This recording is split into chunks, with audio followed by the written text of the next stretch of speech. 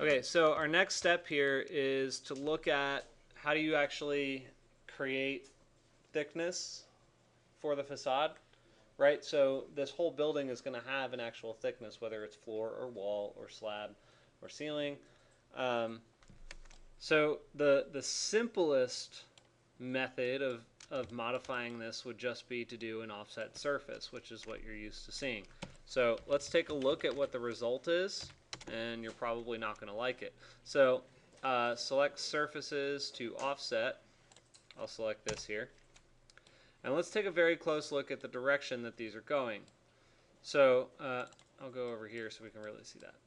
So I've got my bottom floor going up, and then it's going to the left, and then it's going down, and then it's going into the slab, and then it's going up and in and down.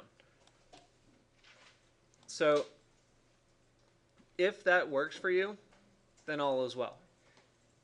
If it doesn't, in which case I'm looking at this right here and I don't want my building to go into the slab, then you're going to have to actually do it manually. Okay, so I'm just going to do one of these real quick, and I'll make this one 6 inches, and I'll move it off to the side, just so I have a sort of copy of what's been done. All right. Oh, that's right. I need to make a copy of it first. Never mind. I don't want a copy of it. I don't need it. So what we have to do is explode, and then we're going to do individual surfaces. But what we're going to run into now is problems at the corners, and I'll just kind of pick one or two of them, and I'll show you what I mean.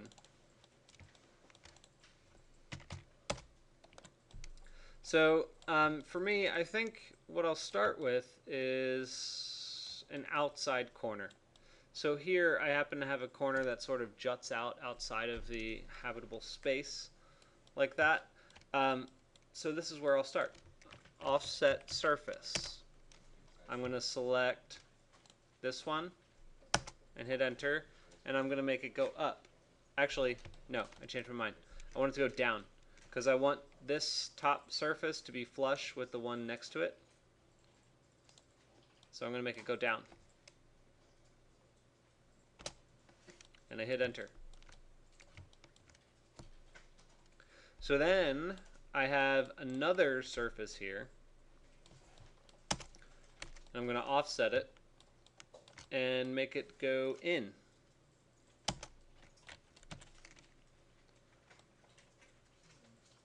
So all looks pretty good, except when I zoom in to my surface, you'll find that it's not really clean. The joinery is all kind of screwy.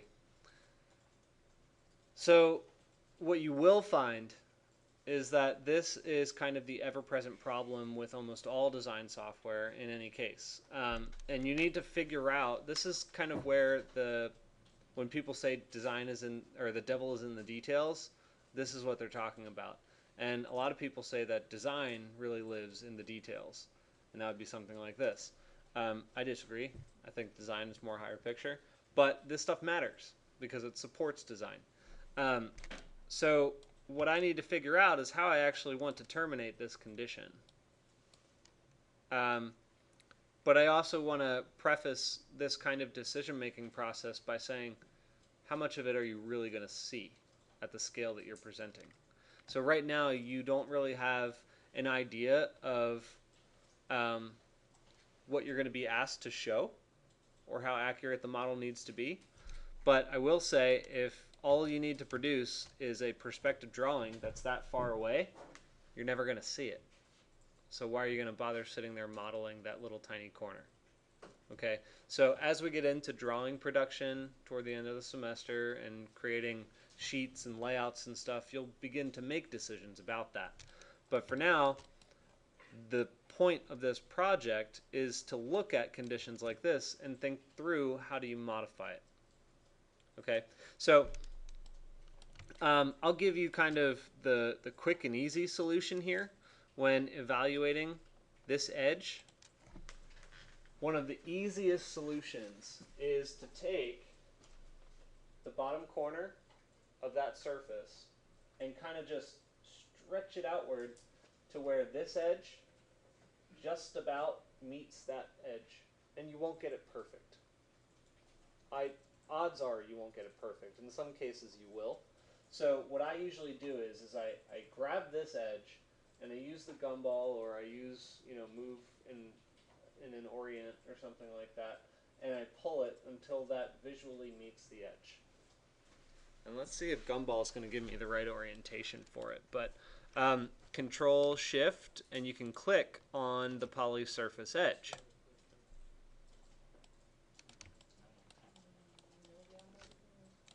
It's probably just your camera. I think sometimes if you turn the camera around, the gumball will show up.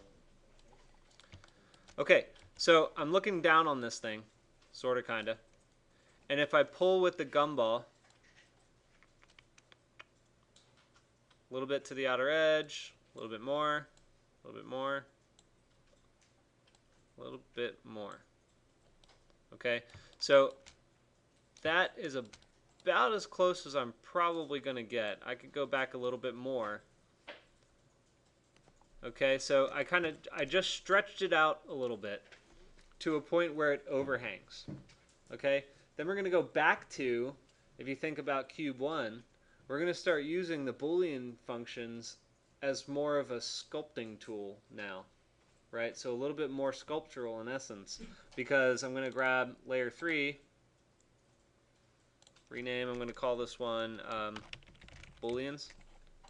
You can call it whatever you want. But I'm going to create a box. I'm going to place that box on this edge. And it can be pretty intuitive, kind of like that. It doesn't have to be perfect yet. The only thing you got to make sure it does is fully encompass the edge that you're trying to trim off. So I created the box, I put it on the corner, I made it approximately larger than the item that I'm trying to trim, and then there is the edge that I'm trying to create. Do you see how flush that is? Alright, so Boolean difference.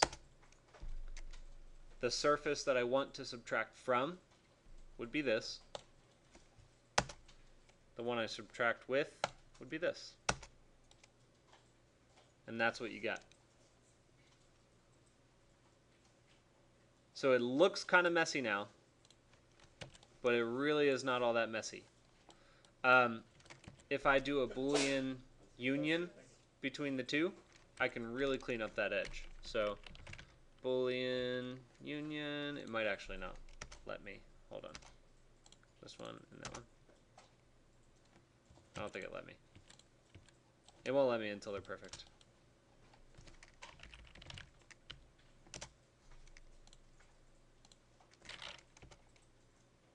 Oh, it did. Okay, great. And then you can do, I forget this command every single time. To clean up the surfaces. Make show faces? Yes! What? What was it again? Merge all faces? Merge all faces, yeah. Merge all faces will make it a clean edge. Alright. That's why they call you number 1.